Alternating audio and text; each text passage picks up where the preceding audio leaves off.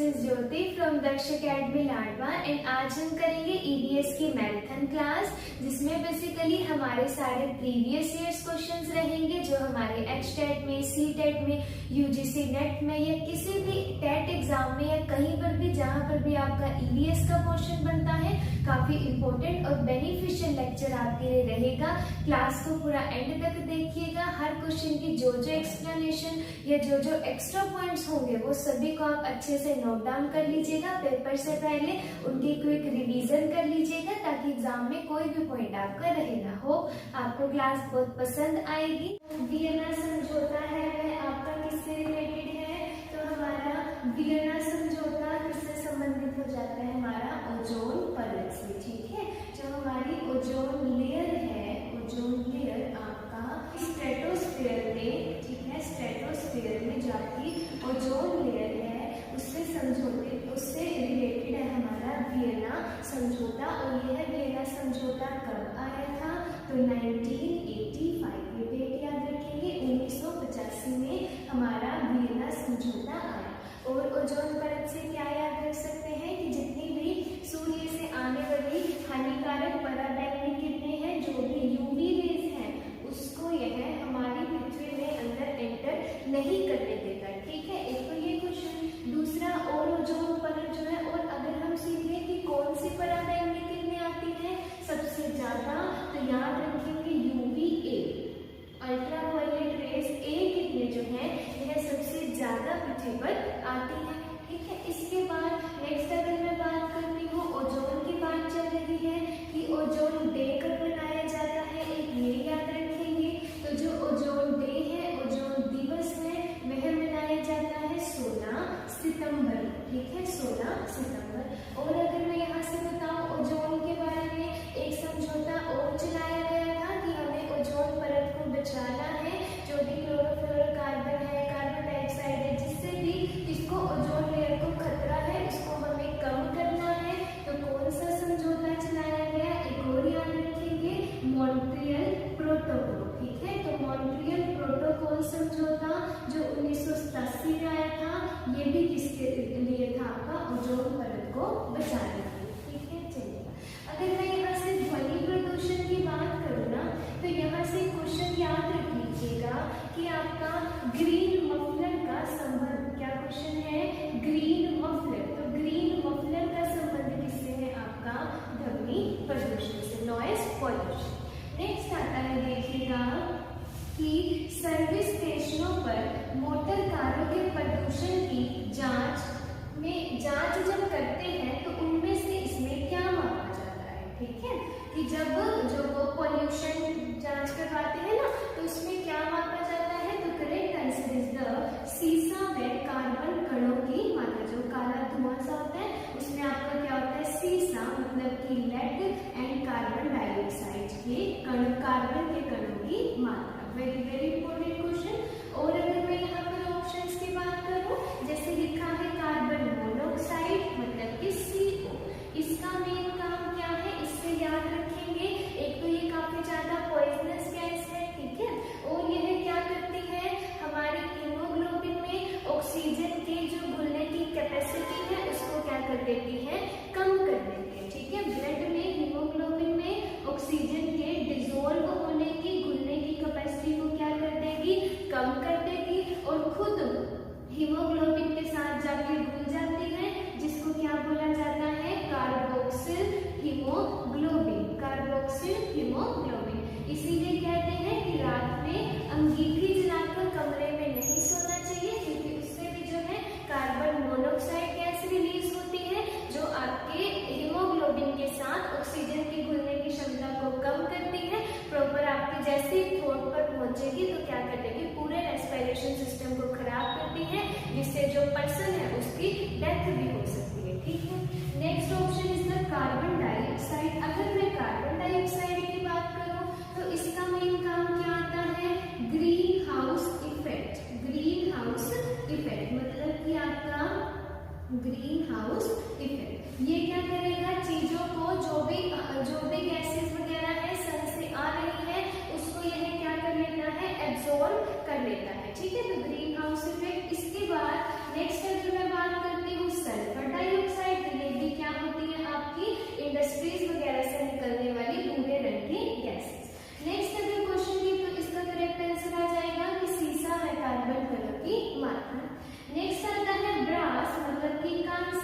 के विषय में कौन सा है? एक तो कांसा आपका क्या है, याद रखेंगे एलोए है। क्या है? एलोए मतलब कि मिश्र धातु। क्या है? कांसा मिश्र धातु है। ठीक है, इसमें क्या होता है कि जब भी दो मेटल को मिक्स करते हो तो क्या बनता है? हमारा एलोए बनता है। तो क्वेश्चन है कि जो कांसा है मतलब ब्रास, यह इनमें से किसका मिश्रण है? तो याद रखेंगे कांसा आपका तांबा व टिन का मिश्रण। तांबा मतलब कॉपर एंड टिन। टिन का हमारा वो एटॉमिक जो सिंबल बनाते हैं वो क्या हो जाता है? Sn। तो कॉपर एंड टिन का है। अच्छा, यहाँ से एक और क्वेश्चन याद रखेंगे इसी के साथ ही, जैसे यहाँ पर तो कांसा बोला, एक पीतल का भी पूछ लेते हैं। तो पीतल आपका किस किस का मिश्रण है? पीतल, तो याद रखेंगे कि एक तो आपका तांबा और एक आपका जिंक। तांबा और जिंक, तांबा व जिंक का यह मिश्रण हो जाता है, कॉपर एंड जिंक। जिंक मतलब आपका हिंदी में इसको जस्ता बोलते हैं। ठीक है जी। और जिंक से एक और क्वेश्चन याद रखेंगे कि जैसे जब भी लोहे के ऊपर क्या हो जाता है, जंग वगैरह लग जाता है, तो उसके कोरोजन को उसको हटाने के लिए क्या किया जाता है? लोहे के ऊपर जिंक की ही लेयर चढ़ाते हैं। लोहे के ऊपर जिंक की लेयर चढ़ाते हैं, जिसको कहा जाता है गैल्वेनाइजेशन, मतलब कि जस्तीकरण। ठीक है, जो लोहे के ऊपर जंग से बचाने के लिए जिंक की लेयर चढ़ाते हैं, गैल्वेनाइजेशन। समझ में आ जाएगा? पीतल में क्या क्या आ जाता है? पीतल मतलब कि ब्रास, इसमें आ जाता है तांबा व जिंक। इसको वो छोटे से ट्रिक से याद रख सकते हैं, पिताजी। ठीक है, इसमें देखिए पी से ये पीतल हो जाएगा, ता से तांबा और जब से हो जाएगा जिंक। ठीक है, तो करेक्ट आंसर इज द तांबा और टिन से आपका कांसा। एक क्वेश्चन ये भी याद रख लेंगे। नेक्स्ट आता है अब हमारा कि इंदिरा गांधी पर्यावरण पुरस्कार की स्थापना कब हुई? तो करेक्ट आंसर इज द 1987 में। ठीक है, जो इंदिरा गांधी पर्यावरण पुरस्कार है यह किसके द्वारा दिया जाता है? तो याद रखेंगे पर्यावरण व वन मंत्रालय द्वारा। एक तो ये याद रखेंगे पर्यावरण व वन मंत्रालय द्वारा। दूसरा इसमें क्या दिया जाता है? तो 5 लाख रुपए इनाम, साथ में एक प्रशस्ति पत्र और उसके साथ क्या दिया जाता है? एक चांदी की ट्रॉफी। ठीक है, चांदी की ट्रॉफी। और यह क्यों दिया जाता है? तो पर्यावरण के क्षेत्र में अच्छा काम करने वालों को यह वाला पुरस्कार दिया जाता है। किसके क्षेत्र में? आपका पर्यावरण के क्षेत्र में आपका इंदिरा गांधी पर्यावरण पुरस्कार। ठीक है, नेक्स्ट क्वेश्चन आता है कि पर्यावरण की दृष्टि से इनमें से सबसे हानिकारक क्या है? हानिकारक प्रदूषण क्या है? पता है हानिकारक प्रदूषण क्या है? तो आपका आ जाता है नाभिकीय प्रदूषण, मतलब कि जो भी न्यूक्लियर पॉल्यूशन है, न्यूक्लियर पॉल्यूशन। ठीक है, इसको आप सिंपल लैंग्वेज में समझ सकते हैं। जैसे अगर मैं भोपाल गैस त्रासदी की बात करूं, ठीक है, भोपाल गैस त्रासदी कब हुई थी? 1984 में। वहां पर कौन सी गैस रिलीज हुई थी आपकी? Methyl isocyanide. बोलेंगे इसको मिथाइल आइसोसाइनाइड। तो ये जो गैसेस होती है ना, न्यूक्लियर पॉल्यूशन या किसी भी गैसेस का निकलना, ये क्या है? बहुत ज्यादा एनवायरनमेंट को अफेक्ट करती है। अब जहाँ भोपाल में जैसे न्यूक्लियर पॉल्यूशन हुआ था, ठीक है, तो वहां पर आज भी बच्चे जो है विकलांग पैदा होते हैं। इसी तरीके से जैसे जापान के 2 शहर हिरोशिमा और नागासाकी पर भी बम गिराए गए थे, तो वो भी आपका कौन सा पॉल्यूशन था? Nuclear pollution. और इसका नाम याद रखेंगे, जो हिरोशिमा और नागासाकी पर बम गिराए गए थे, फर्स्ट वाला जो था उसका तो नाम था आपका द लिटिल बॉय और सेकंड वाले का था द फैट। ठीक है, अब आपको कमेंट सेक्शन में बताना है कि ये जो 2 आपका ये परमाणु बम थे यह कब गिराए गए थे। ठीक है, हिरोशिमा एंड नागासाकी पर। तो करेक्ट आंसर इज द नाभिकीय प्रदूषण, जो सबसे ज्यादा डेंजरस होता है। उसके बाद नेक्स्ट आता है कि भारत का प्रथम पशु क्रूरता निवारण, भारत का प्रथम पशु क्रूरता निवारण, यह अधिनियम कब पारित किया गया? तो याद रखेंगे 1960 में। ठीक है, 1960 है। इसमें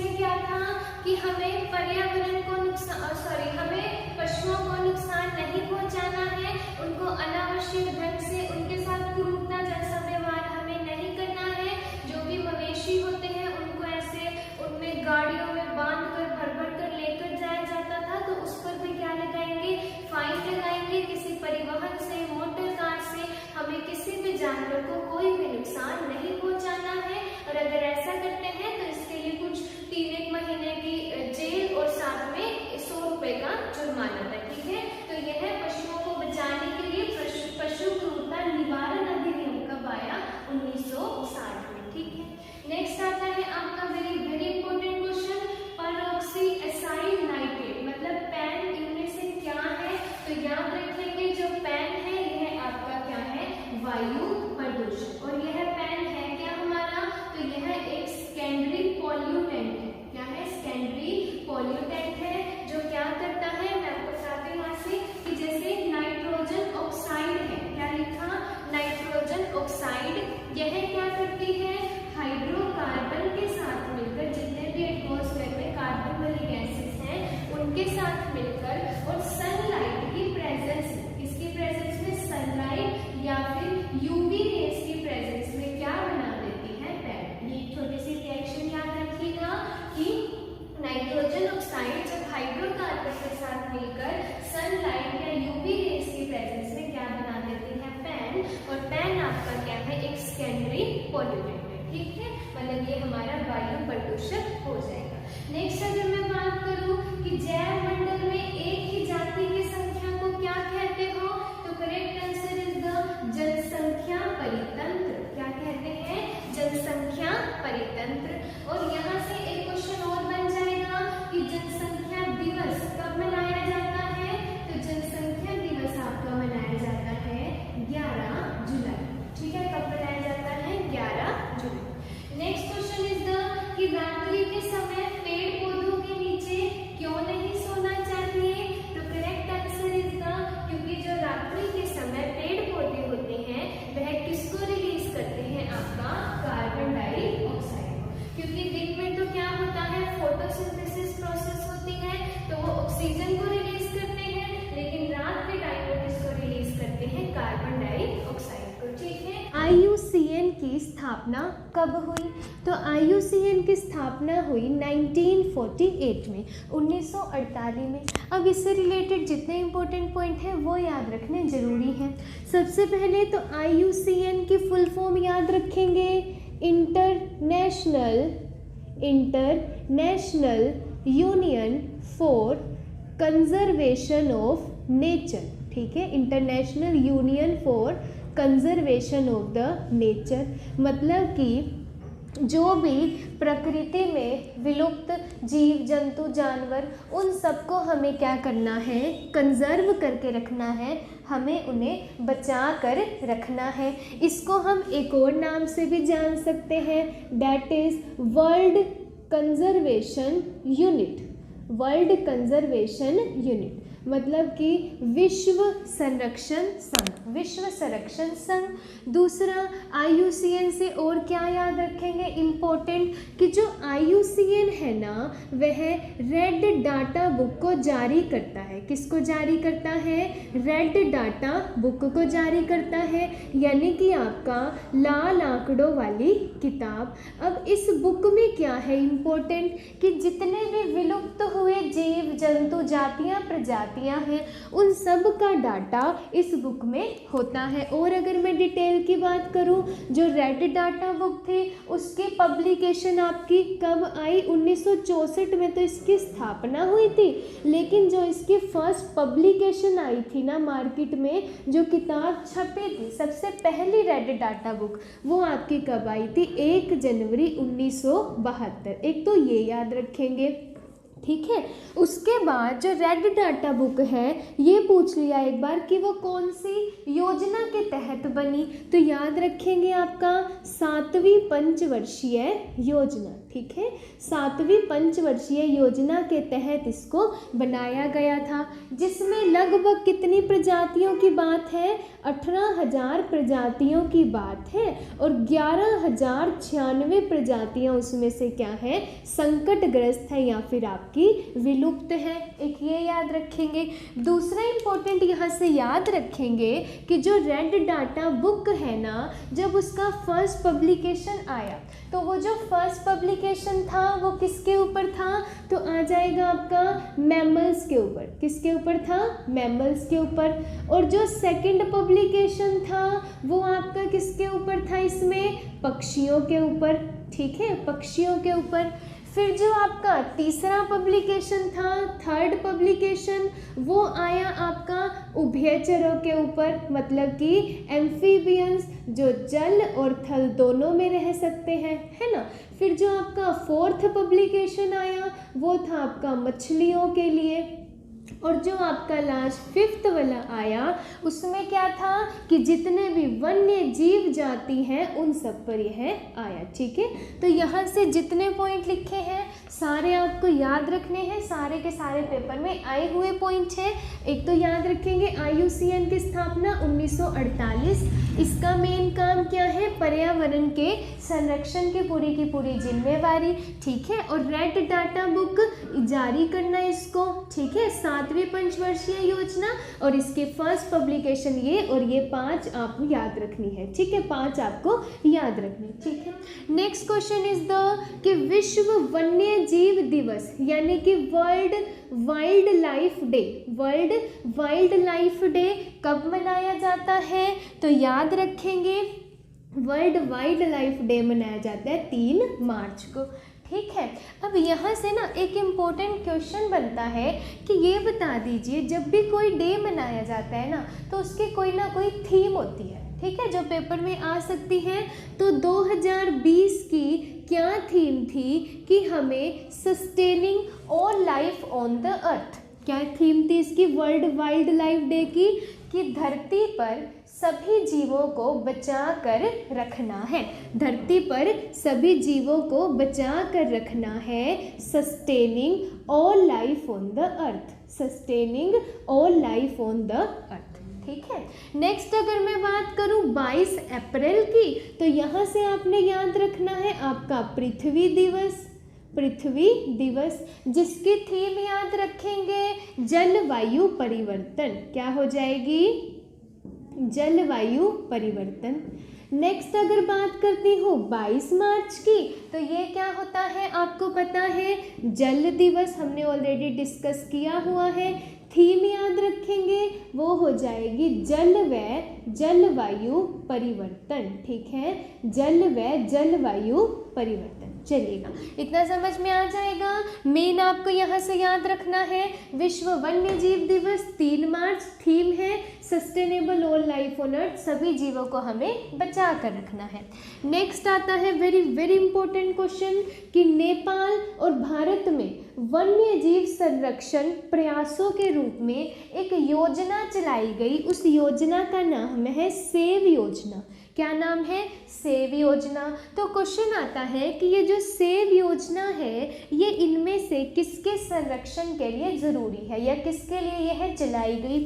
एक तो आप यहाँ से सेव योजना की फुल फॉर्म ही याद रखेंगे डायरेक्ट, ठीक है, वो हो जाएगी आपकी saving Asian vulture from extinction, ठीक है, saving Asian vulture from extinction, मतलब कि जितने भी गिद्ध हैं, जितने भी वल्चर हैं वो इंडेंजर्ड होते जा रहे हैं, वो विलुप्त होते जा रहे हैं, उन्हें हमें जो है बचा कर रखना है। आपका आ जाएगा ये गिद्धों से रिलेटेड। वैसे हमने ऑलरेडी डिस्कस किया था कि जो गिद्ध हैं वो क्यों मरते जा रहे हैं, तो मैं रिवाइज करा देती हूँ एक बार। एक दवा है जिसका नाम है आपका डाइक्लोफेनिक, पेपर में आया हुआ क्वेश्चन है डाइक्लोफेनिक। यह जो दवा है यह मवेशियों को लगाई जाती है, बीमारी या मतलब जो भी सूजन और दर्द की दवा है। तो जब मवेशी मर जाते हैं गिद्ध इनके शरीर को खा लेते हैं, जिससे क्या होता है ये डाइक्लोफेनिक दवा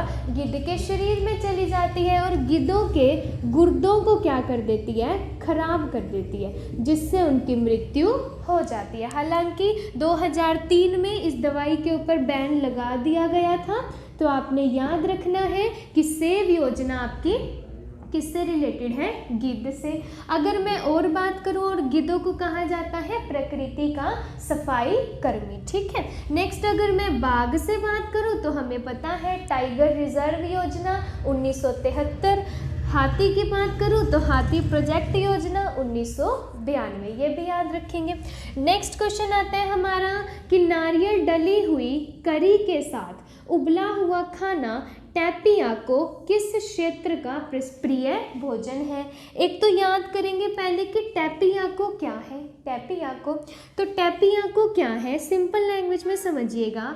जैसे स्वीट पोटैटो होता है ना, शकरकंदी होती है, स्वीट पोटैटो होता है शकरकंदी, इसी तरीके से आपका एक और ये फ्रूट टाइप होता है टैपियाको। क्या होता है ये?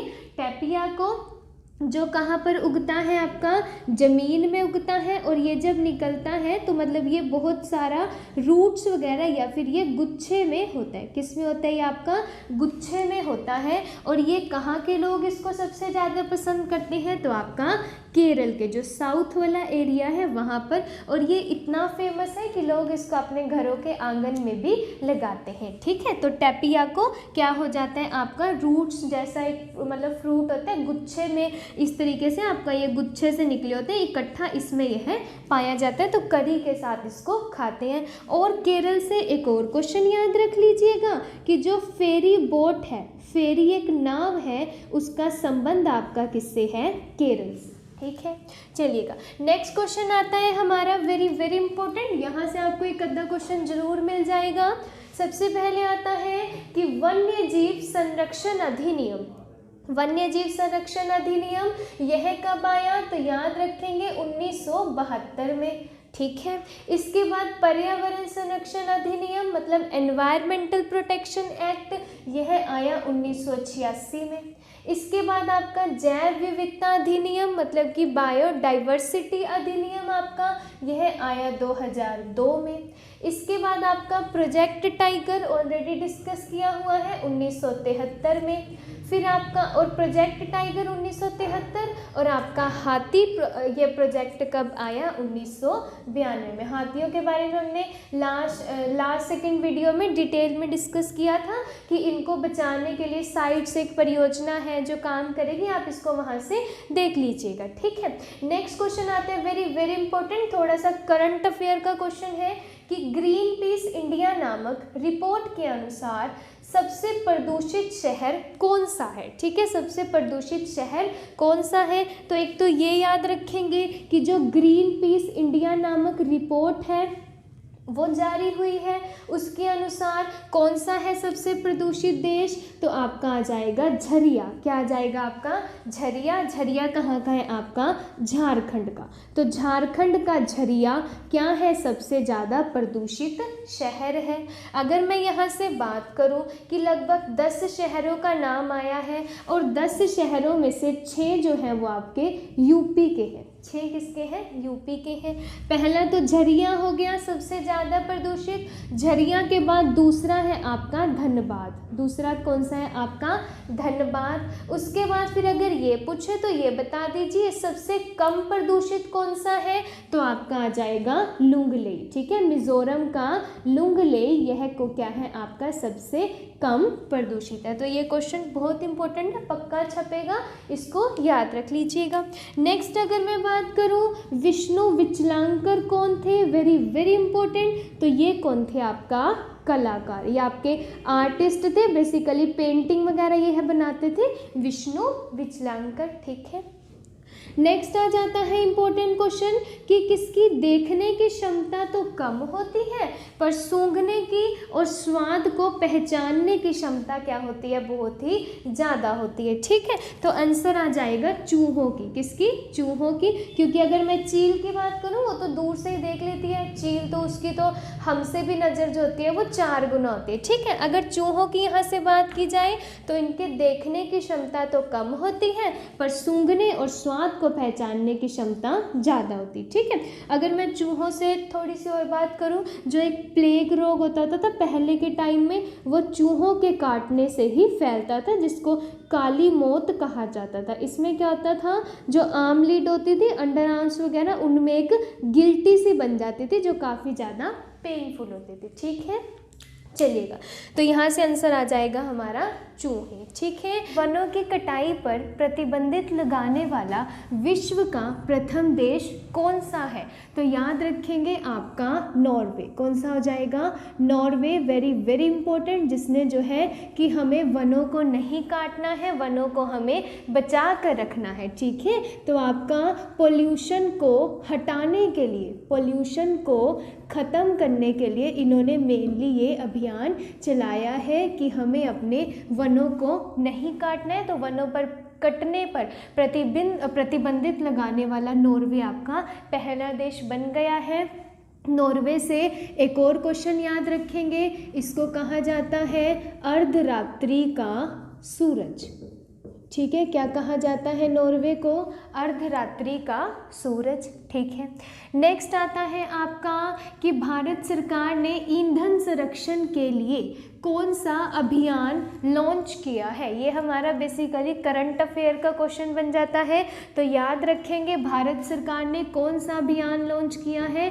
आपका सक्षम अभियान, बहुत इंपॉर्टेंट है सक्षम अभियान। अब ये सक्षम अभियान क्या है? नाम से क्लियर हो रहा है, ईंधन संरक्षण, मतलब कि जो भी आपका PCRA है, PCRA मतलब आपका पेट्रोलियम को बचाना है ना हमने, पेट्रोलियम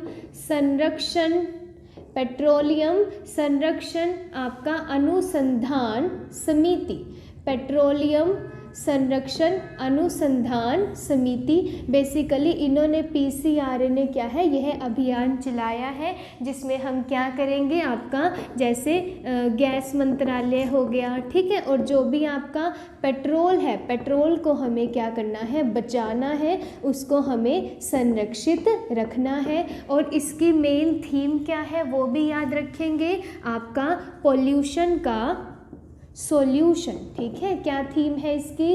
पोल्यूशन का सॉल्यूशन। और यह कब बनाया गया अभियान? तो ये भी याद रखेंगे 16 जनवरी 2020, ठीक है। चलिएगा, इतना समझ में आ जाएगा। ये सारे पॉइंट्स आपने यहाँ से याद रखने हैं। नेक्स्ट अगर मैं बात करती हूँ कि सामाजिक वानिकी मतलब कि सोशल वेलफेयर में किस प्रकार के वृक्षों के रोपण को प्रोत्साहित करता है, मतलब हमें किस तरीके के पेड़ लगाने चाहिए। एक तो ये याद करेंगे यहाँ से कि सोशल वेलफेयर मतलब कि सामाजिक वानिकी, इसका मतलब क्या है? तो सामाजिक वानिकी का मतलब है, सामाजिक वानिकी का इसको अर्धरात्रि का देश कर लीजिएगा, सूरज ने अर्धरात्रि का देश, ठीक है। तो आपका सोशल वेलफेयर मतलब कि सामाजिक वानिकी, इसका मेन उद्देश्य क्या है? जो हमारी राष्ट्रीय वन नीति थी ना, उसमें क्या था कि हमें लगभग 33% क्षेत्रफल पर वन लगाना है। तो सोशल वेलफेयर में वही आएगा कि आपको लगभग 33% क्षेत्रफल पर क्या लगाना है, वन लगाना है। जितने ज़्यादा वन लगाए जाएंगे उतना ही हमारा पारिस्थितिकी संतुलन बनेगा, मतलब कि जो हमारी इकोलॉजी है वो क्या रहेगी, आपकी बैलेंस रहेगी, ठीक है। इकोलॉजी क्या रहेगी, आपकी बैलेंस रहेगी। तो याद रखेंगे, अगर मान लीजिए सोशल वेलफेयर है तो हम इसमें कौन से वन लगाएंगे, बहुउद्देश्यी, मतलब कि मल्टीपर्पस। जैसे जब जो वो वृक्ष होगा, जब वो बूढ़ा हो जाएगा, जब उसकी उम्र हो जाएगी, तब उसके बाद उस बूढ़े वृक्ष का हम क्या कर सकते हैं, उसमें से हम उसको कागज़ बनाने में, लुगदी बनाने में, माचिस बनाने में, तो इन सारी चीज़ों में हम उसको यूज़ कर सकते हैं। तो पेड़ ऐसे लगाने चाहिए कि जिसका बाद में भी बहुत ज़्यादा यूज़ हो, ठीक है। एक और यहाँ से क्वेश्चन याद करेंगे कि जो वृक्ष है उसकी आयु को हम कैसे गिन सकते हैं। तो वेरी इंपॉर्टेंट आपका आ जाएगा उसके वार्षिक वलयों को गिनकर, उसके वार्षिक वलयों को गिनकर, मतलब कि एनुअल रिंग्स वगैरह को गिनकर आप वृक्ष की आयु का पता लगा सकते हो कि वो कितने साल पुराना है। बहुत इंपॉर्टेंट है। चलिएगा, नेक्स्ट क्वेश्चन आता है कि कौन सा नगर वृक्षारोपण में विशिष्टता रखता है, यानी कि जहाँ पर सबसे ज़्यादा वृक्ष लगाए जाते हैं। तो आंसर आ जाएगा वालपराई। क्या आ जाएगा आपका? वालपराई। वालपराई से याद रखेंगे ये कहाँ पर है आपका? तमिलनाडु के कोयम्बटूर जिले में। ठीक है, तमिलनाडु के कोयम्बटूर जिले में है आपका वालपराई। और इसको क्या कहा जाता है? धरती पर 7वां स्वर्ग। क्या कहा जाता है? धरती पर 7वां स्वर्ग।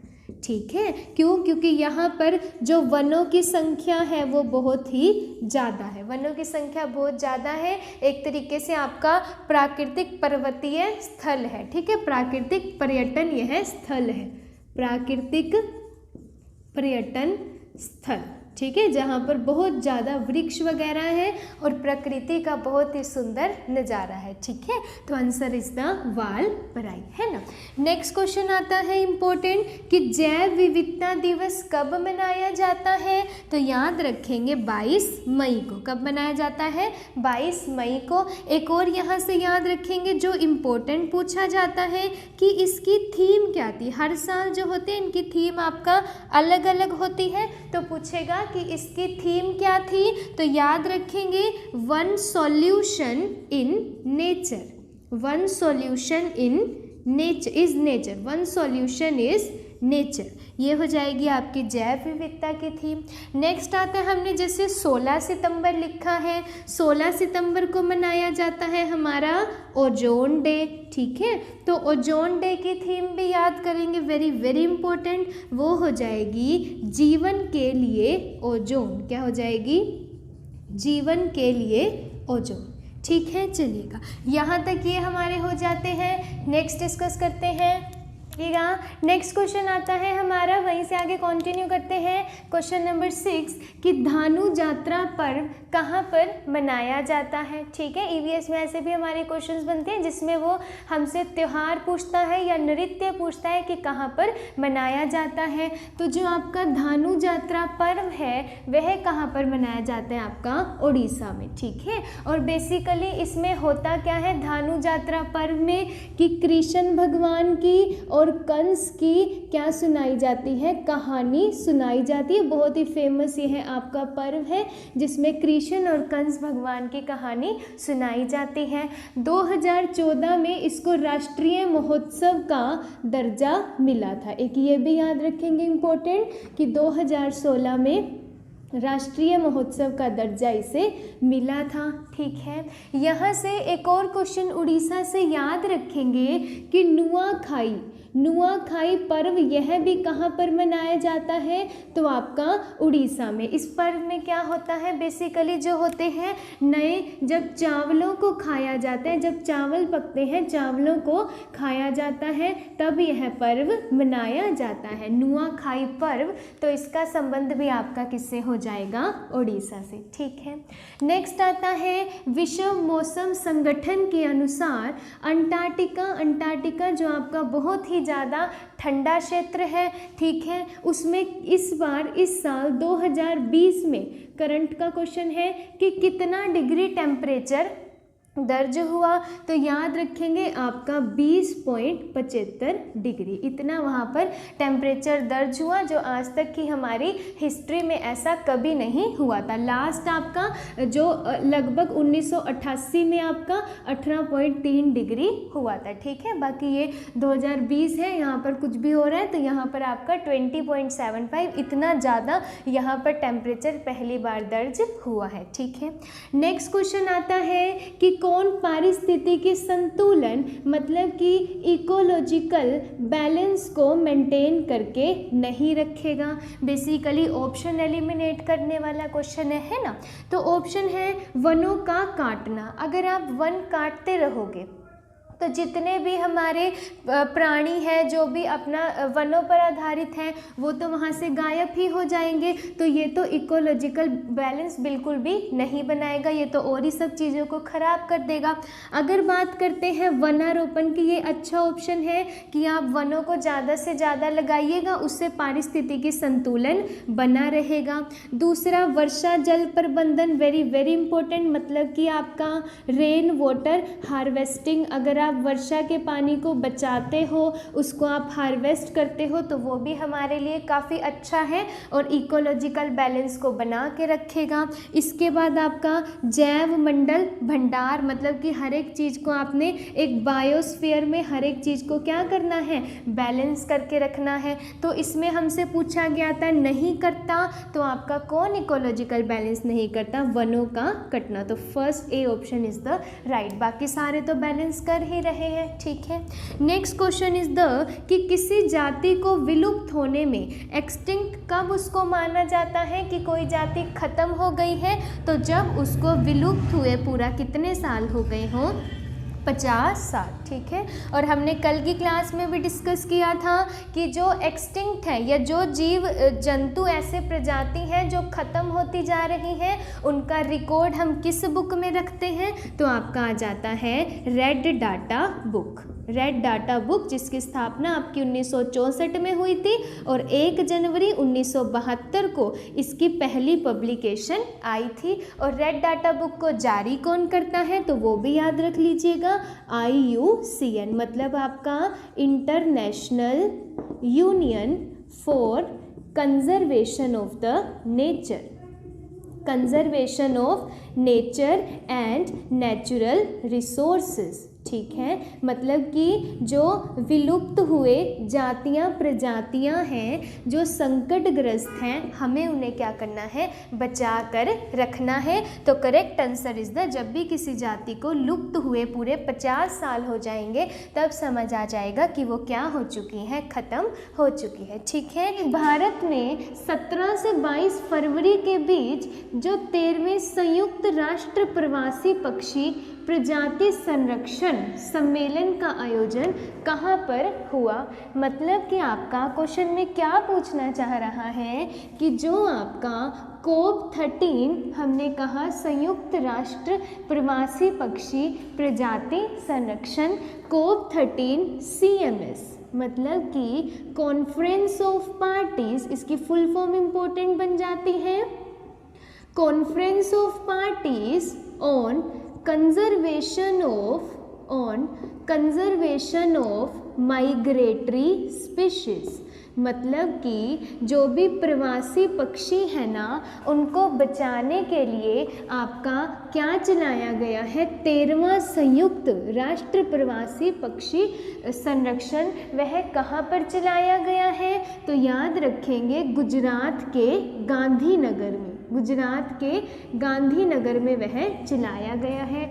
और क्या क्या करंट अफेयर इससे निकल सकते हैं, एक तो इसकी फुल फॉर्म याद रखिएगा, CMS की conference of party COP on conservation of the migratory species. Migratory मतलब कि जो भी ये प्रवासी पक्षी हैं इनका हमें क्या करना है, संरक्षण करना है, ठीक है। यहाँ से एक और क्वेश्चन सीखिएगा, यहाँ पे हमने लिखा COP13 है ना, अगर आपके पास पूछ ले COP25 का संबंध किससे है, किसका, COP25 का, तो वो भी याद रखिएगा, उसका संबंध हो जाता है जलवायु परिवर्तन से, ठीक है, जलवायु परिवर्तन। और ये कहाँ पर हुआ था COP25, तो ये आपका स्पेन में हुआ था और इसकी अध्यक्षता किसने करी थी, ये भी याद रखेंगे, तो आपका चिली ने, किसने करी थी, चिली देश है उसने।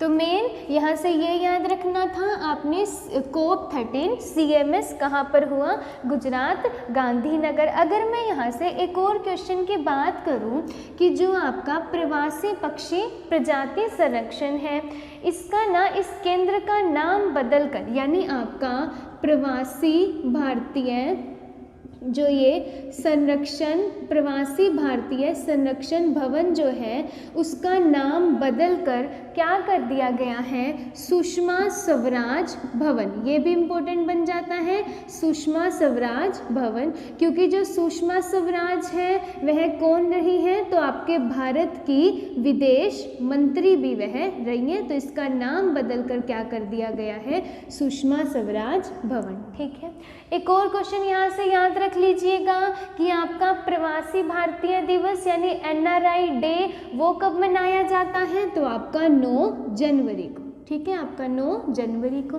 इसके बाद एक और इम्पोर्टेंट क्वेश्चन यहाँ से पूछ सकता है कि ये बता दीजिए इसका शुभांकर क्या था, है ना, यानी इसका या मैस्कोट जिसको आप बोलते हो, इसका शुभांकर तो वो आ जाएगा ग्रेट इंडियन बस्टर्ड। क्या था, ग्रेट इंडियन बस्टर्ड, ये इसका क्या था, शुभांकर था आपका कोप 13 का। आई होप जितने इससे एक्स्ट्रा पॉइंट लिखे हैं सारे आपको क्लियर हो गए होंगे। ठीक है, चलिएगा नेक्स्ट क्वेश्चन आता है सेकंड कि बैरोमीटर में, जो बैरोमीटर होता है आपका जिसमें आप प्रेशर वगैरह मेज़र करते हो, क्या मेज़र करते हो, प्रेशर मतलब कि दाब को मापते हो, उसमें पानी की जगह पे किसका प्रयोग करते हैं, पारे का, मतलब आपका मरकरी का प्रयोग क्यों किया जाता है। ठीक है, तो सिंपल सा आंसर याद रखेंगे कि जो मरकरी होता है ना, जो पारा होता है, उसका जो घनत्व है यानी उसकी जो आपका डेंसिटी होती है वो पानी की डेंसिटी से क्या होती है, एक तो ज़्यादा होती है, दूसरा याद रखेंगे कि जो पारा है वो कैसी धातु है, आपका एक शाइनिंग धातु है, शाइनिंग मेटल, मतलब कि आपका चमकीली धातु है, चमकीली धातु है, ताकि आप जो बैरोमीटर पे रीडिंग जो आएगी उसको इजीली पढ़ सको, और दूसरा ये जो होता है बैरोमीटर के साथ नहीं चिपकता, एक ये चीज़। ठीक है, तो यहाँ से दोनों सही हो जाते हैं कि इसका घनत्व अधिक है, और दूसरा चमकीली धातु है जो बैरोमीटर के साथ नहीं आपका चिपकते, तो दोनों जो है वो सही हो जाएंगे। अच्छा, मरकरी से एक और क्वेश्चन सीखिएगा कि जो मरकरी है आपका जो पारा है ना, वह एकमात्र लिक्विड यानी कि एकमात्र द्रव धातु है। वैसे जितने भी आपकी मेटल्स होती हैं ना, धातुएं होती हैं, वो सभी रूम टेम्परेचर पर कैसे होती हैं, सॉलिड स्टेट में पाई जाती हैं, लेकिन लिक्विड हमारी एक ऐसी धातु है जो आपकी किस में पाई जाती है, लिक्विड स्टेट में पाई जाती है। इसके बाद एक और क्वेश्चन मरकरी से याद रखिएगा कि जो मरकरी है वो बहुत ज़्यादा पॉइजनस है। मरकरी कैसी है, बहुत ज़्यादा पॉइजनस है। अगर गलती से भी कभी थर्मामीटर टूट जाए और आपके माउथ में ये मरकरी चली जाए तो वो क्या करेगी, जितनी भी मतलब जो भी मांसपेशियां हैं ना उस सारे को क्या कर देगी, खराब कर देगी, और एट लास्ट हमारी जो है इससे डेथ भी हो सकती है अगर समय रहते इसको इलाज वगैरह ना कराया जाए। तो मरकरी जो होती है इतनी क्या होती है आपकी डेंजरस। ठीक है, उसके बाद एक और क्वेश्चन यहाँ से सीख लीजिएगा कि जो मरकरी है उससे कौन सी डिसीज हो जाती है। अगर पारा की अधिकता हो जाए तो एक डिसीज का नाम याद रख लीजिएगा, मिनीमाता डिसीज। ठीक है, मिनीमाता डिसीज, जो पूरा आपके मांसपेशियों को रेस्ट आपका जो नर्वस सिस्टम है उसको खराब कर देगा। ठीक है, चलेगा, तो ये दूसरा क्वेश्चन याद रखिएगा। थर्ड आता है, ये एक छोटा सा डायग्राम बना रखा है, आपका पेडागोजी का क्वेश्चन बनता है कि इसमें से औपचारिक शिक्षा मतलब कि फॉर्मल एजुकेशन को कौन बताता है। एक तो आपका फॉर्मल एजुकेशन क्या है कि जो प्रॉपर स्टूडेंट टीचर और एक प्रॉपर एक एटमॉस्फेयर आपको मिलता है, क्लासरूम एनवायरनमेंट मिलता है जहाँ पे प्रॉपर इंटरेक्शन होगा, वो होता है आपका फॉर्मल एजुकेशन। अब जैसे लिखा प्राइमरी शिक्षा, आपका प्राथमिक शिक्षा मतलब कि आपका प्राइमरी एजुकेशन, दूसरा आपका माध्यमिक शिक्षा आपकी हायर एजुकेशन, तीसरा आपका उच्च स्तरीय मतलब कि सेकेंडरी एजुकेशन। तो तीनों ही केसेस में हम जो है स्कूल में पढ़ते हैं। तो correct answer is the D, क्योंकि ये वाला डी जो है देखो ये प्राथमिक में भी आ रहा है, उच्च स्तरीय में भी और आपका माध्यमिक में भी। तो करेक्ट आंसर हो जाएगा इसका डी। ये बहुत अच्छा क्वेश्चन है पेडागोजी का कि फॉर्मल एजुकेशन में तीनों आते हैं, ठीक है। और इनफॉर्मल एजुकेशन क्या है, जो आप एजुकेशन घर पे सीखते हो या चलते फिरते किसी से भी कोई नॉलेज गेन कर ली, जहाँ एक प्रॉपर एनवायरनमेंट नहीं बन पाता, वो होता है आपका इनफॉर्मल एजुकेशन, ठीक है। चलेगा, नेक्स्ट क्वेश्चन आते हैं बहुत इंपॉर्टेंट कि क्लोरीनीकरण मतलब कि क्लोरीनेशन पानी को शुद्ध करने का प्रयास है। तो जो क्लोरीन की रोगाणुनाशक क्रिया है मतलब कि डिसइंफेक्टिंग जो एक्शन है उसका क्या कारण है। हम ये तो जानते हैं कि जो पानी है ना उसको साफ करने के लिए हम किसका यूज़ करते हैं, क्लोरीन का यूज़ करते हैं, लेकिन वहाँ पे रिएक्शन कौन सी होती है वो सीखिएगा। तो जैसे देखो जो क्लोरीन है जब वो वाटर के साथ में रिएक्ट करेगा, पानी के साथ में जब वो रिएक्ट करेगा तो वो क्या बनाएगा, हाइपोक्लोरस HOCl, इसको याद कर लीजिएगा, हाइपोक्लोरस एसिड अम्ल। जब थोड़ा सा पेपर मुश्किल बनते हैं तब ऐसे ऐसे क्वेश्चन आ जाते हैं, यहाँ Cl2 हाइपोक्लोरस आपका एसिड, इसके साथ में क्या रिलीज होता है, H पॉजिटिव और उसके साथ में Cl नेगेटिव, ठीक है। आपका Cl नेगेटिव, ये रिएक्शन आप याद कर लेना यहाँ से। तो क्या हो जाता है कि पानी में क्लोरीन मिलाने पर वो क्या बनाएगा, हाइपोक्लोरस अम्ल बनाएगा। ये आपको यहाँ से याद रखना है इसका करेक्ट आंसर, ठीक है। अगर फर्स्ट ऑप्शन में था क्लोरीन मिलाने से हाइड्रोक्लोरिक अम्ल बनेगा, तो नहीं। अगर मैं हाइड्रोक्लोरिक अम्ल की बात करूं, हाइड्रोक्लोरिक एसिड HCl, तो इससे याद रखेंगे यह एसिड कहाँ पर प्रेजेंट होता है, आपके स्टमक में, आपके पेट में ये जो होता है एसिड होता है, ठीक है। एक और क्वेश्चन, जैसे यहाँ पे हमने H पॉजिटिव लिखा तो यहाँ से सीखिएगा कि जितने ज़्यादा H पॉजिटिव होंगे ना, जितने ज़्यादा H पॉजिटिव होंगे वो जो सॉल्यूशन है, वो जो मीडियम है, वो उतना ही ज़्यादा क्या हो जाएगा, एसिडिक हो जाएगा, और उसकी जो pH वैल्यू है वो क्या हो जाएगी, बिल्कुल ही कम। तो जो जितना एसिडिक होगा, जितना अम्लीय होगा, उसकी pH वैल्यू क्या हो जाएगी, उतनी ही कम हो जाएगी, ठीक है। बाकी अगर आपको इसकी और डिटेल देखनी है, pH क्या है, एसिड बेस वगैरह, तो आप चैनल की प्लेलिस्ट में जाके एसिड बेस एंड सोल्ट वाली वीडियो देख लेना, ठीक है। चलेगा, नेक्स्ट क्वेश्चन आता है कि पूर्णतः वैध और विश्वसनीय मानी जाने वाली परिस्थितियों में किस प्रकार के आपके प्रश्न यानी किस तरह के क्वेश्चन हमारे होने चाहिए। तो ये भी आपका क्या है, पेडागोजी का क्वेश्चन है कि जो आपको बच्चों से जैसे सवाल पूछने हैं, तो बिल्कुल जिसका करेक्ट आंसर आपको मिले तो किस तरीके के क्वेश्चन होने चाहिए। अगर मैं यहाँ पे बात करूँ निबंधात्मक मतलब कि डिस्क्रिप्टिव, ये तो बिल्कुल भी नहीं, क्योंकि हर बच्चे का क्या होगा, उसमें अपने अपने थॉट्स होंगे, अपना अपना आंसर होगा, एक सटीक उत्तर आपको नहीं मिल पाएगा। अगर मैं लघु उत्तरात्मक की बात करूँ, शॉर्ट क्वेश्चन, तो यहाँ पर भी उनके अपने पॉइंट ऑफ व्यू होंगे।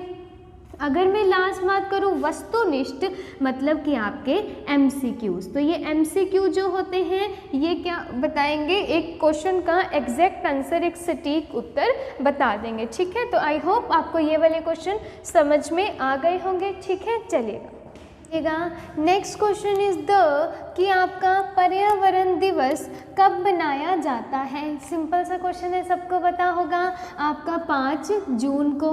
लेकिन क्वेश्चन हमसे क्या पूछेगा कि जो 5 जून को मनाया गया उसकी थीम क्या थी, ठीक है। उसकी क्या थी, थीम क्या थी। हमें पता है कि कोई भी दिवस मनाया जाता है पर्यावरण से रिलेटेड तो उसकी कुछ ना थीम होती है, ठीक है।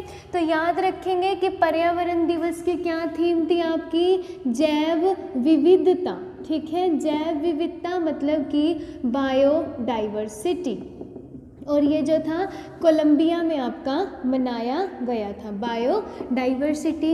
इसके बाद हमने यहाँ पर लिखा है 16 सितंबर, तो याद रखेंगे 16 सितंबर को मनाया जाता है आपका ओजोन डे, और उसकी थीम क्या थी, तो याद रखेंगे जीवन के लिए ओजोन, इम्पोर्टेंट बन जाता है, जीवन के लिए ओजोन। इसके बाद लिखा है 22 मई, तो 22 मई से याद रखेंगे क्या मनाया जाता है आपका जैव विविधता दिवस, और इसकी थीम क्या थी, our solution are in nature. ये इसका एग्जैक्ट आंसर है, our solution are in nature.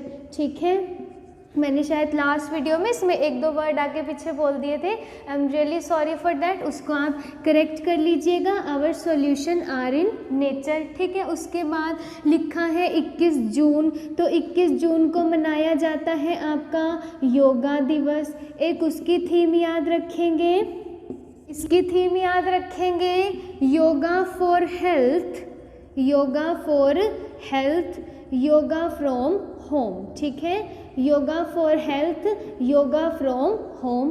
तो ये जितने चारों पॉइंट लिखे हैं, चारों ही किसी ना किसी रूप में पेपर में पूछे जा सकते हैं, तो चारों की थीम जो है याद रखिएगा। ठीक है, नेक्स्ट क्वेश्चन आता है कि जैविक किसानों की, मतलब कि जो किसान आपका ऑर्गेनिक फार्मिंग करते हैं, उनकी कुल संख्या के संदर्भ में भारत का विश्व में कौन सा स्थान है।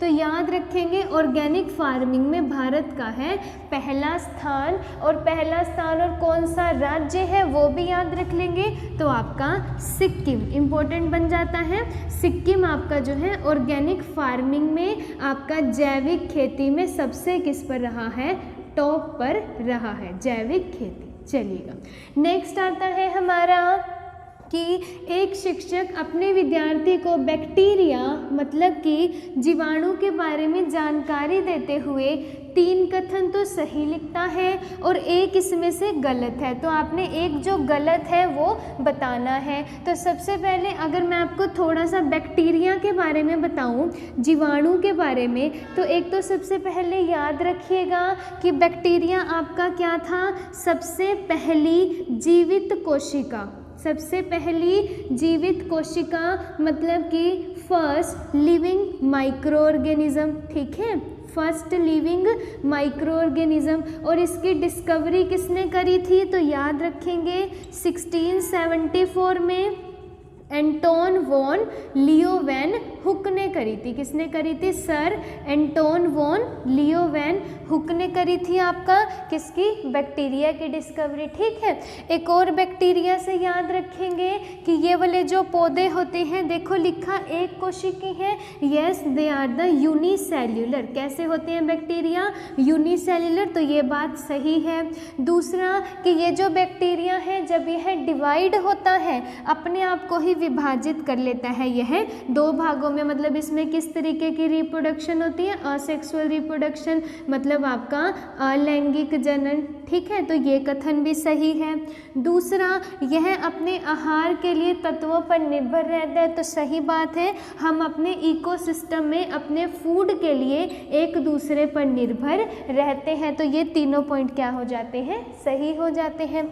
नेक्स्ट एंड लास्ट आता है कि ये पौधे जीव मंडल में पोषक चक्रण में सहायता नहीं करते, तो ऐसा तो नहीं है, जितने भी जीव जंतु हैं, जो भी प्राणी हैं, वो इकोसिस्टम में अपना इक्वली बेनिफिट देते हैं। ठीक है, तो आपको ये बैक्टीरिया से कुछ एक पॉइंट याद रखने। ठीक है, आपका करंट अफेयर का क्वेश्चन है कि 1 जून 2020 में येल और कोलंबिया यूनिवर्सिटी की ओर से जो संयुक्त रूप से जारी पर्यावरण निष्पादन सूचकांक मतलब कि एनवायरनमेंट परफॉर्मेंस इंडेक्स, अब ये एनवायरनमेंट परफॉर्मेंस इंडेक्स क्या है और इसमें भारत कौन से स्थान पर रहा। ठीक है, तो एनवायरनमेंट परफॉर्मेंस एक्ट जो है, सबसे पहले तो ये जानना ज़रूरी है कि इसको जारी कौन करता है, तो याद रखेंगे WEF मतलब कि world economic firm, world economic firm जो है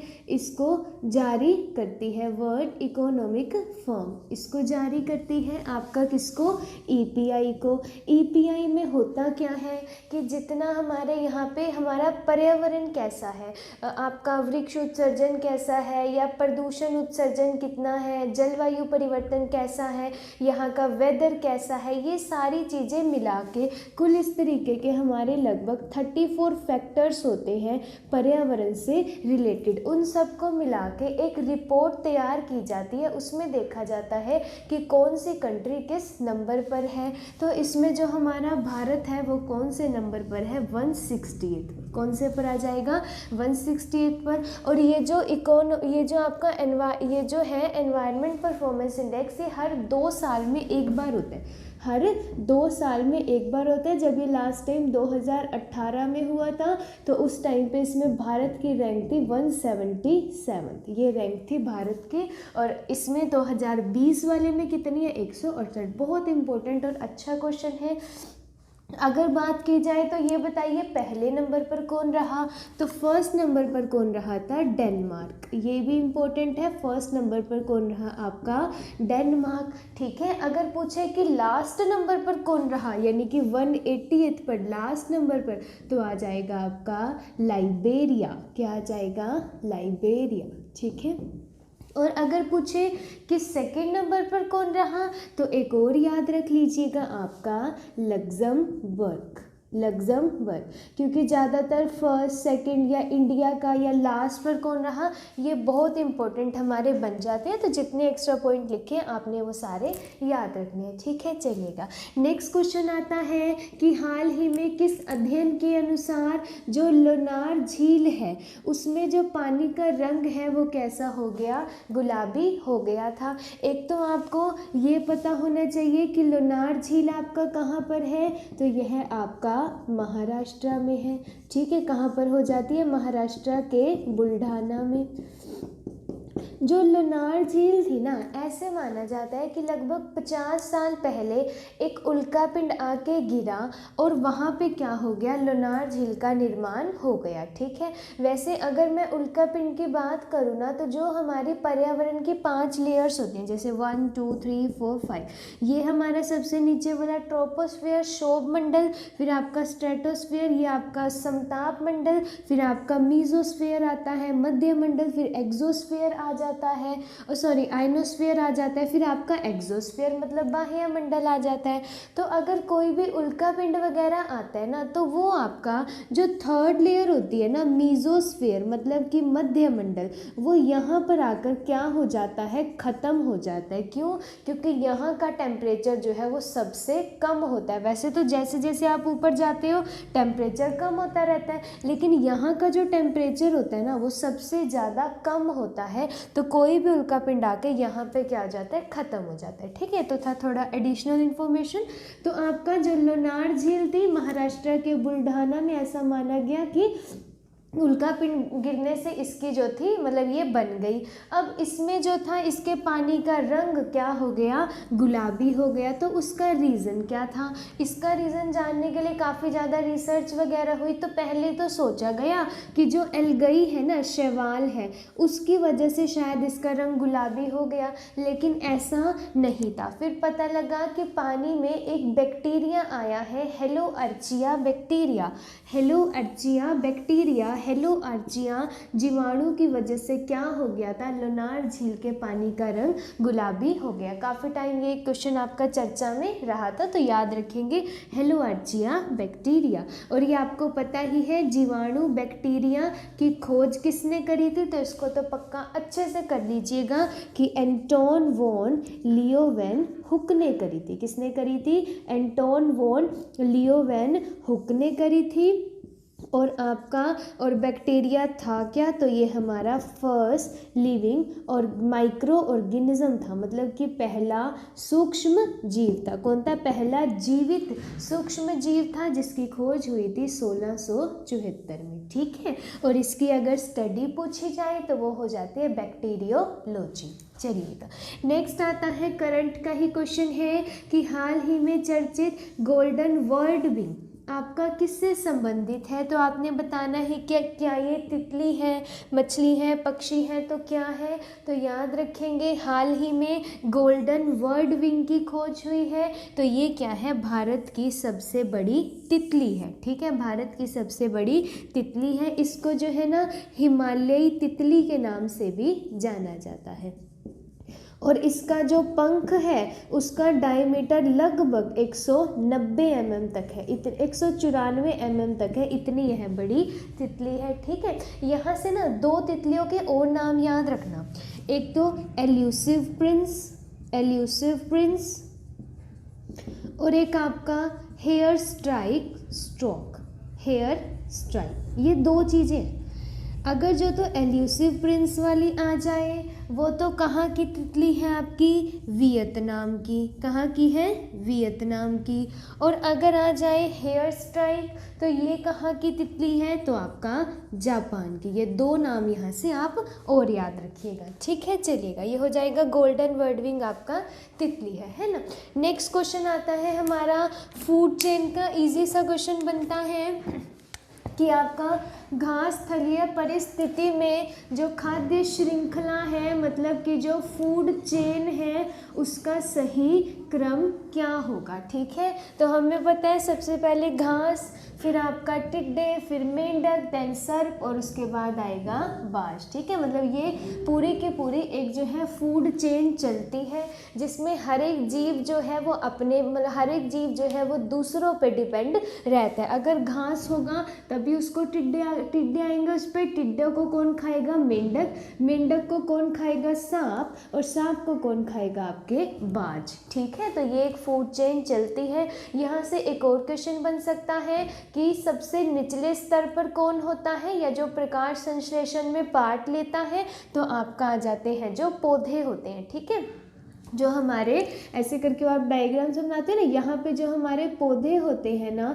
वो सबसे निचले स्तर पर आते हैं, जो किसका काम करते हैं, प्रकाश संश्लेषण का, मतलब कि फोटोसिंथेसिस का यह जो है काम करते हैं। ठीक है, फोटोसिंथेसिस का, क्योंकि जो प्लांट्स होते हैं वो क्या होते हैं, ऑटोट्रोप्स होते हैं। ऑटोट्रोप का मतलब है, ऑटो का मतलब सेल्फ, ट्रोप का मतलब सिंथेसिस, यानी कि अपना खाना खुद बनाएंगे ऑटोट्रोप्स। लेकिन ह्यूमन या एनिमल्स क्या है आपके, हिट्रोट्रोप्स है। हिट्रो मतलब अदर, ट्रोप्स मतलब कि सिंथेसिस करना, तो अपना खाना दूसरों से लेना। ठीक है, तो क्या आ जाता है आपका हिट्रोट्रोप्स। ठीक है, चलिएगा। नेक्स्ट इंपॉर्टेंट क्वेश्चन आता है कि जो शैवाल है या जो एल्गई है उसके अध्ययन को क्या कहा जाता है। ठीक है, तो answer is the phycology. Algae के अध्ययन को क्या कहा जाता है, फाइकोलॉजी। इंपॉर्टेंट क्वेश्चन बन जाता है।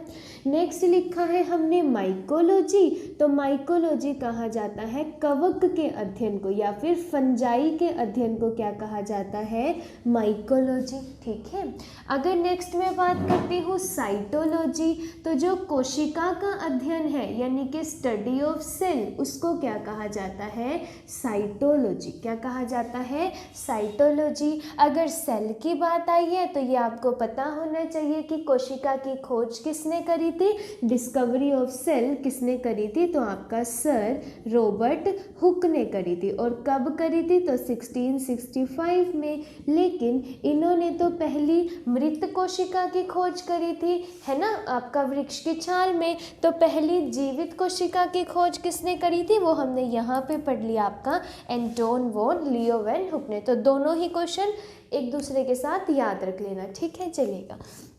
नेक्स्ट क्वेश्चन आता है, किस राज्य सरकार ने वेस्ट टू एनर्जी, बहुत ही अच्छा एक प्रोग्राम है ये वेस्ट टू एनर्जी, इसके तहत उन्होंने कहा है कि कचरे से बिजली बनाने का फैसला लिया है। जितने भी टूरिज्म वगैरह आते हैं ना, उनसे जो भी कचरा उत्पन्न होगा तो उससे वो क्या बनाएंगे, बिजली बनाएंगे।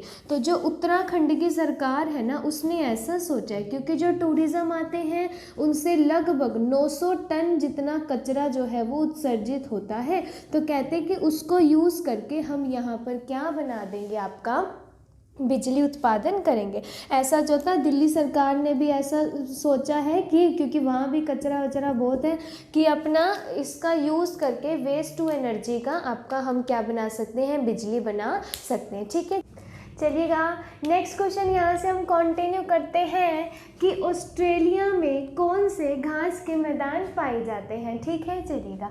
एक तो सबसे पहले अगर मैं घास के मैदानों की बात करूँ तो दो तरीके के मैदान हो जाते हैं। एक हमारा शीतोष्ण कटिबंधीय घास के मैदान है ना, शीतोष्ण कटिबंधीय घास के मैदान, और एक होते हैं हमारे उष्ण कटिबंधीय घास के मैदान। उष्ण कटिबंधीय घास के मैदान, शीतोष्ण कटिबंधीय मतलब आपका डेसिडुअस, और ये आपका क्या हो जाते हैं, एवरग्रीन, ट्रॉपिकल एवरग्रीन फॉरेस्ट, है ना। अब अगर यहाँ से बात की जाए ऑस्ट्रेलिया, तो ऑस्ट्रेलिया में हमारे ना शीतोष्ण कटिबंधीय घास के मैदान पाए जाते हैं, मतलब आपका डेसिडुअस फॉरेस्ट जो है वो पाए जाते हैं ऑस्ट्रेलिया में, है ना। तो यहाँ पर डेसिडुअस फॉरेस्ट है, तो डेसिडुअस फॉरेस्ट में भी कौन से पाए जाते हैं, तो यहाँ पर डाउन्स का मैदान, ऑस्ट्रेलिया में कौन से हो जाते हैं, डाउन्स का मैदान, है ना। दूसरा अगर मैं बात करूँ वेल्ड मैदान की, तो ये पाए जाते हैं हमारे दक्षिण अफ्रीका में, ये भी याद रख लीजिएगा, दक्षिण अफ्रीका में। दूसरा पंपास का मैदान लिखा, तो ये भी याद रख लीजिएगा, इसको कहा जाता है अर्जेंटीना का हार्ट। क्या कहा जाता है इसको, अर्जेंटीना का हृदय इसको कहा जाता है, पंपास मैदान को। तो correct answer is the downs मैदान। और ऑस्ट्रेलिया से ना हमारा करंट में भी आजकल एक क्वेश्चन बन रहा है कि एक तो ये सबसे ज़्यादा मरुस्थल किस महाद्वीप पर पाए जाते हैं, तो आपका आ जाएगा ऑस्ट्रेलिया पर। दूसरा प्यासी देश की भूमि भी किसको कहा जाता है, ऑस्ट्रेलिया को कहा जाता है। नेक्स्ट अगर स्टुअर्ट और गिब्सन का नाम बोले तो वो भी क्या हो जाएगा, ऑस्ट्रेलिया आ जाएगा, ठीक है। और एक और क्वेश्चन याद रख लेना कि 10,000 ऊँटों को मारने का आदेश किस कंट्री ने दिया है, तो वो भी क्या आ जाएगा आपका, ऑस्ट्रेलिया। तो जितने 4 से 5 पॉइंट बोले हैं सारे आप नोट कर लीजिएगा, ठीक है। नेक्स्ट आता है कि सबसे ज़्यादा वर्षा, सबसे ज़्यादा बारिश किस तरीके के वनों में पाई जाती है, तो ये है उष्ण कटिबंधीय सदाबहार वन, मतलब कि tropical evergreen forest, tropical evergreen forest, जहाँ पर आपकी सबसे ज़्यादा वर्षा पाई जाती है, लगभग 200 सेंटीमीटर इतनी तक की यहाँ पे वर्षा होती है। अगर मैं बात करूँ कि ये वाले वृक्ष कहाँ पर पाए जाते हैं, ये वाले वन, तो ये जितना एरिया बना है ना साइड में, एक तो ये वेस्टर्न घाट वाला, वेस्टर्न घाट मतलब आपका यहाँ गुजरात से लेके केरल तक का, एक तो ये वाला एरिया कौन सा है आपका, उष्ण कटिबंधीय सदाबहार वन। एक जो ये वाला बनाया है ईस्टर्न हिमालय वाला, यानी कि आपका पूर्वी हिमालय, जिसमें ये हमारे 7 स्टेट्स आ जाते हैं, आपका ये मिज़ोरम, असम, मणिपुर, ये वाले सारे, तो ये इसमें ये वाला एरिया, और ये इधर वाला, ये हमारा कौन सा हो जाता है आपका उष्ण कटिबंधीय सदाबहार वन, ट्रॉपिकल एवरग्रीन फॉरेस्ट, ठीक है। अगर यहाँ से एक और क्वेश्चन बने, सबसे ज़्यादा वन जो है वो किस एरिया में पाए जाते हैं, कौन से वन हैं जो सबसे ज़्यादा एरिया में पाए जाते हैं, तो ये हो जाएंगे आपके शीतोष्ण कटिबंधीय वन।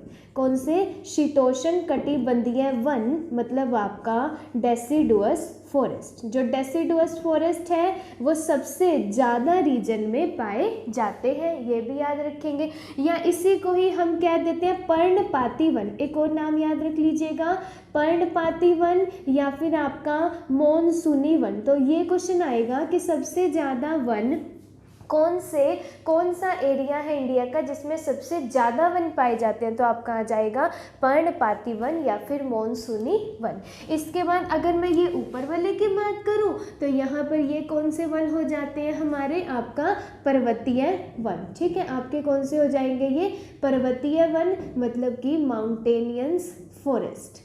जो ये आपका जम्मू कश्मीर वाला एरिया हो गया, इधर उत्तराखंड देहरादून वाला हो जाएगा, ये सिक्किम वाला एरिया, और इधर से अरुणाचल प्रदेश वाला, ठीक है। अब यहाँ से ना एक क्वेश्चन का और आंसर देना कि जैसे जो सिक्किम है उसकी सबसे ऊंची चोटी कौन सी है, तो याद रखेंगे आपका कंचनजंगा, ठीक है, कंचनजंगा। और ये वाला जो एरिया बनाया है ये तो हमें पता है राजस्थान का कौन सा हो जाता है, जहाँ पे ये कांटेदार वृक्ष वगैरह मिलेंगे, या आपका मरुस्थलीय एरिया कौन सा हो जाता है, यहाँ पे मरुस्थलीय वन पाए जाते हैं, ठीक है। तो आई होप क्वेश्चन क्लियर हो गया होगा। अगर आ जाता है उष्णकटिबंधीय सदाबहार वन, सबसे ज़्यादा बारिश, तो ये वेस्टर्न घाट और ईस्टर्न घाट वाला एरिया। ये क्वेश्चन आ जाए कि सबसे ज़्यादा एरिया में कौन से वन फैले हुए हैं, तो पर्णपाती वन या फिर आपके मॉनसूनी वन। ठीक है, चलिएगा। नेक्स्ट क्वेश्चन आता है कि अंडे का जो बाहरी आवरण है वो किस चीज़ का बना होता है, तो correct answer is the calcium carbonate. किस चीज़ का बना हुआ होता है, कैल्शियम कार्बोनेट का। अगर मैं यहाँ से एक और क्वेश्चन की बात करूँ कि उसमें हम अपना खेतों वगैरह में क्या करते थे, डीडीटी का प्रयोग करते थे। डीडीटी क्या था आपका, एक कीटाणुनाशी था जिसको फिर मतलब जैसे कीट पतंगे वगैरह वहाँ जो भी आएंगे उनको मारने के लिए हम डीडीटी का प्रयोग करते थे। एक तो आपको डीडीटी की फुल फॉर्म याद होनी चाहिए, dichloride diphenyl trichloro ethyl. जो भी सबसे बड़ा नाम लगे ना वो लगा देना बस, ठीक है। Dichloro diphenyl trichloro ethyl, ये हो जाती है आपकी डीडीटी की फुल फॉर्म। तो जो जैसे कीट पतंगे थे उनके लिए तो डीडीटी का छिड़काव कर दिया, लेकिन बाद में चूहे क्या करते थे, उन कीट पतंगों को खा लेते थे, जिसकी वजह से क्या होता था, उनके शरीर में भी क्या चला जाता था, आपका डीडीटी चला जाता था, है ना। लेकिन इसका जो था ना उत्सर्जन नहीं हो पाता था, इसका एक्सक्रीशन नहीं हो पाता था, जिसकी वजह से इनका जो यूरिन था उसका कलर भी जो होता था चेंज हो जाता था। यूरिन का कलर भी क्या हो जाता था, चेंज हो जाता था। तो जो पक्षी थे जब वो उन चूहों को खा लेते थे, जो चूहे मर जाते थे, तो उनके शरीर में भी यह डीडीटी चला जाता था, जिसकी वजह से जो अंडा होता है उसके बाहर यह आवरण नहीं बन पाता था, कैल्शियम कार्बोनेट का आवरण नहीं बन पाता था। इसीलिए इस डीडीटी को क्या कर दिया गया, आपका बैन कर दिया गया। ठीक है, आई होप समझ आ गया होगा। ठीक है, चलिएगा। नेक्स्ट क्वेश्चन आता है, अटाकामा मरुस्थल कहाँ पर पाया जाता है, तो यह आपका आ जाएगा, अटाकामा मरुस्थल कहाँ पर पाया जाता है, आपका चिली में। और यहाँ की और चिली में एक और याद रखेंगे आपका कि नाइट्रेट के भंडारण कहाँ पर पाए जाते हैं, तो नाइट्रेट के भंडार भी कहाँ पर पाए जाते हैं, चिली में। और यहाँ पे एक वरदान है कि यहाँ पे बारिश वगैरह नहीं होगी। ठीक है, नेक्स्ट अगर मैं चीन की बात करूँ तो यहाँ का मरुस्थल भी याद कर लेना, टकला-माटन मरुस्थल। ठीक है, टकला-माटन मरुस्थल। और अगर मैं अफ्रीका की बात करूँ तो यहाँ का मरुस्थल याद कर लेना, कालाहारी मरुस्थल। बोत्सवाना में है आपका कालाहारी मरुस्थल, दक्षिण आपका अफ्रीका में। ठीक है, चलिएगा। आई होप आपको समझ में आ गया होगा। वीडियो अच्छी लगे हो तो लाइक शेयर एंड कमेंट कर दीजिएगा। चैनल पर नए हैं तो चैनल को सब्सक्राइब करना मत भूलिएगा, ताकि सभी आने वाली वीडियोस की नोटिफिकेशन आपको टाइम टू टाइम मिलती रहे। Thank you, thanks for the watching.